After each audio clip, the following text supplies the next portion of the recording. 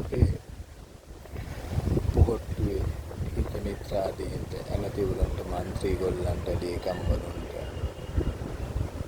විවිධ ආකාරයෙන් සම්බන්ධ වෙලා චෝදනා ලැබපු අපේ කට්ටියට ඇත්තටම අපිට යන්න ඉතුරු වෙලා තිබ්බේ වන්දනාගාරේ විතරයි.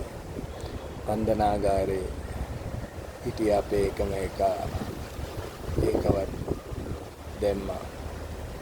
තව ගණනාවක් අපේ මහින්ද මහත්තයාට ඕන වැඩ කරන්න දීලා අපිට මොකක් හරි ලයින් එකක් ගහගෙන ෆෝන් එකක් පාවිච්චි කරගෙන ඇතුලේ බිස්නස් එකක් කරගෙන කැමති තැනකට වාට්ටුවකට දාගෙන නිදාසේ ඉන්න තිබ්බේකත් අපිට නැති කළා. අපිට කේන්දරේ ගාන්න මේ දැන් බඩේලියම ගිහිල්ලා තියෙන්නේ.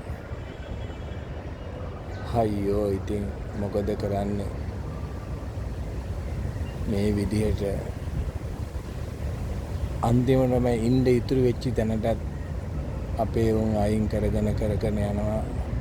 දැන් ඉතින් මේකේ මොනවා කරන්නද අර නිමල් සිරිපාල කියනවා වගේ වහබීලා මැරෙන්න වෙන්නේ.